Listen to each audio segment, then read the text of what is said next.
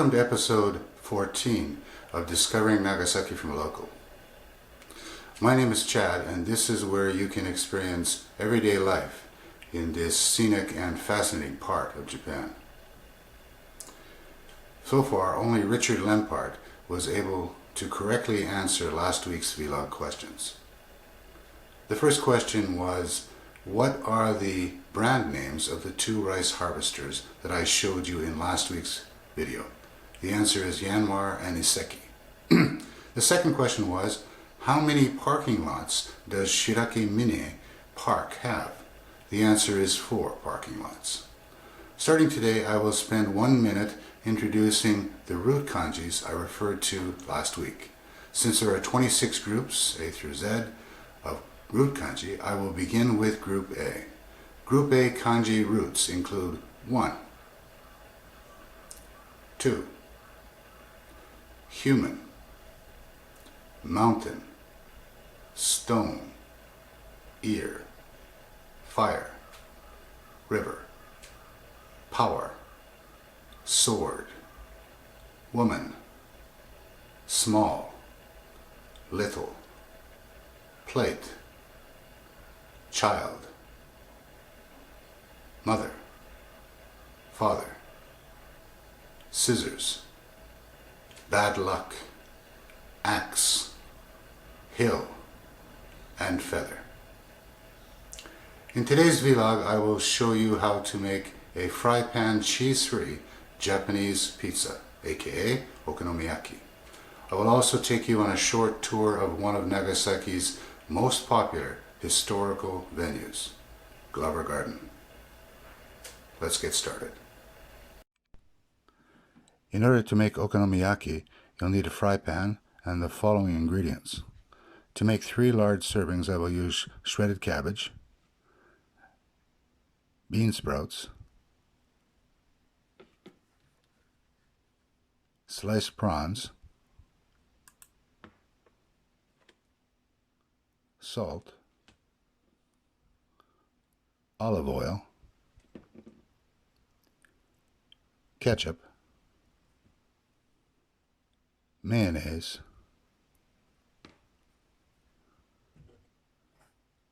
eggs, confectionery flour, powdered seaweed, dried bonito flakes, agodashi, flying fish extract, and kagome sauce.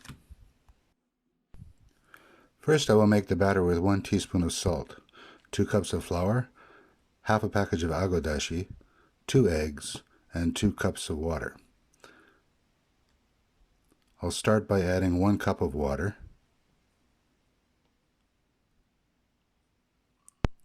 and use a whisk to mix the ingredients together. I'll add another cup of water before I use it on the fry pan.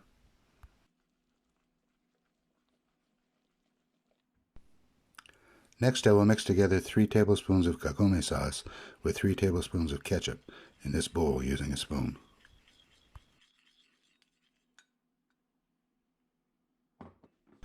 I've already used a paper towel to apply some olive oil to this frying pan, and I've heated up the pan on the stove. I'll now add the bottom layer of batter to the frying pan and spread it around.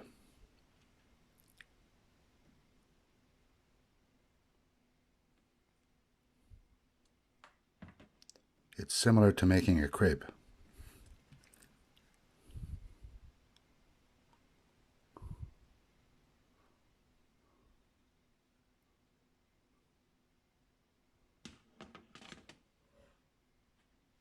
On top of the batter, I will add some shredded cabbage,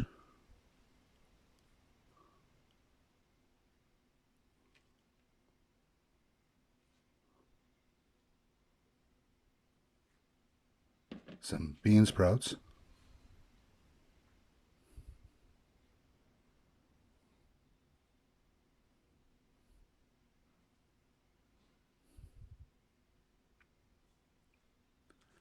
and 2 prawn slices.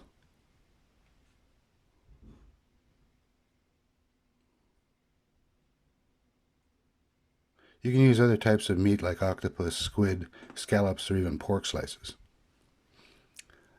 Then I will add some more batter on top like this.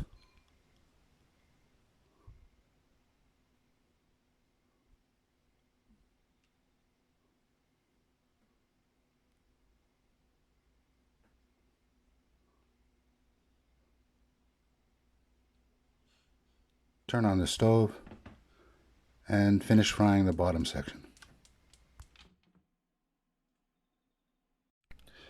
Now that the bottom section is brown, I will carefully flip the okonomiyaki over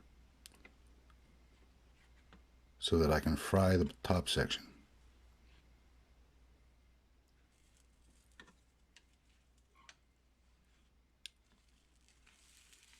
There we go.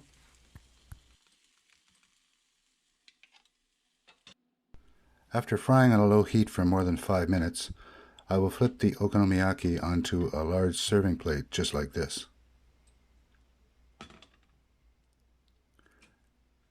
Everything looks well cooked. Now I will add the ketchup and kagome sauce on top.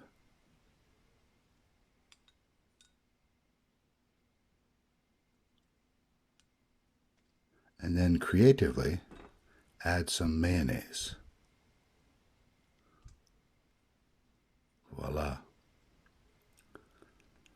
Finally, I will sprinkle some bonito flakes and some nori powder on top.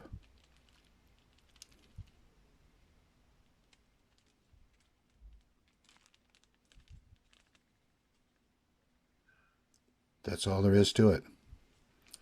A Japanese seafood pizza that's ready in no time.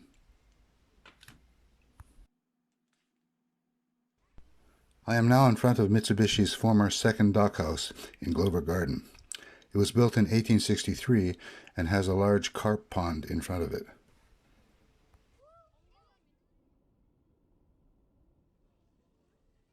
Most of the rooms in this building are closed for renovations now, but there are some interesting displays to see inside.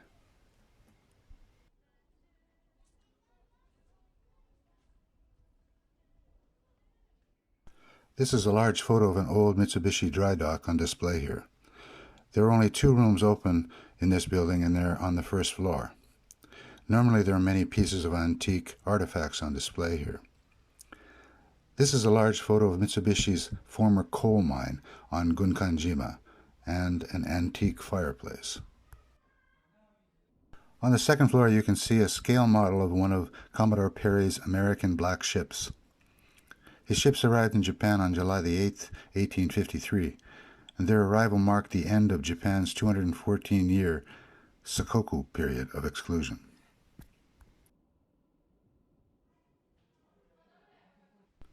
This building was used by Thomas Glover for meetings with rebel samurai from the Choshu and Satsuma domains. From this balcony you get a terrific view of Glover Garden and Nagasaki Harbor below.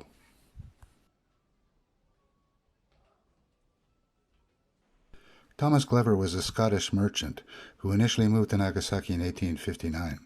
He was a key figure in the industrialization of Japan.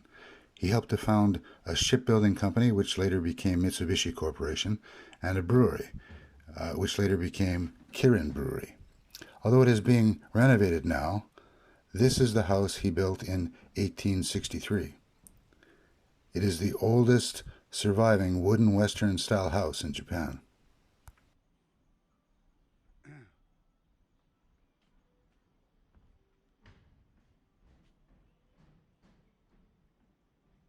Tourists often take pictures of this house and the heart-shaped stone in front of it.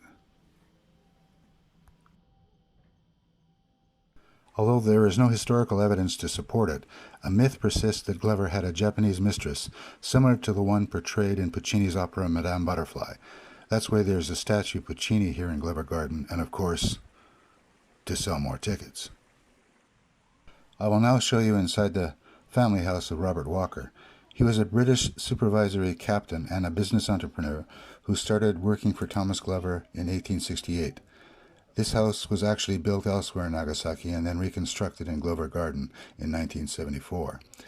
On display are many antique artifacts from his original home. He helped to establish Japan's first international liner route between Yokohama and Shanghai, and ran a Cliff House Hotel here in Nagasaki.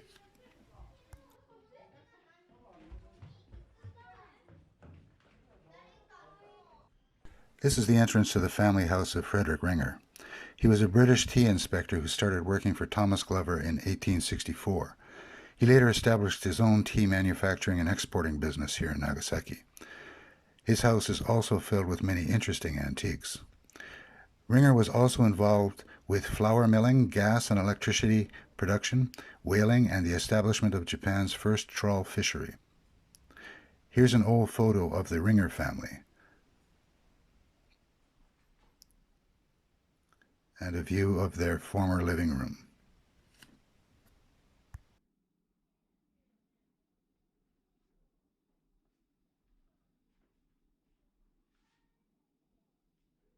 Inside Glover Garden is the Nagasaki Traditional Performing Arts Museum. Downstairs, many of the performance artifacts used in Nagasaki's okunchi are on display. Although okunchi is held each year from October 7th to the 9th, this year's events have been cancelled. These are some of the ships that are used in various performance sites in Nagasaki, such as Suwa-jinja. Okunchi is a very lively and colorful event to see in person. These are two of the dragons that are used in the Chinese dragon dances, Jiaodori, in Nagasaki during Okunchi, and the Chinese Lantern Festival held in February. There is obviously much more history and beauty to discover here in Glover Garden. The legacy of Thomas Glover's accomplishments is something that makes Nagasaki quite unique in Japan.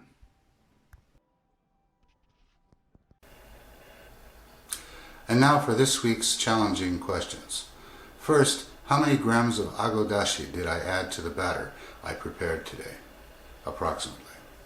Second, how many children were watching and feeding the carp in front of Mitsubishi's former second dockhouse in Glover Garden? You can find a complete list of the contents of my vlog episodes on the Facebook link listed below. Please support my vlog channel by giving this vlog a thumbs up and by leaving a comment, a question and/or a suggestion below.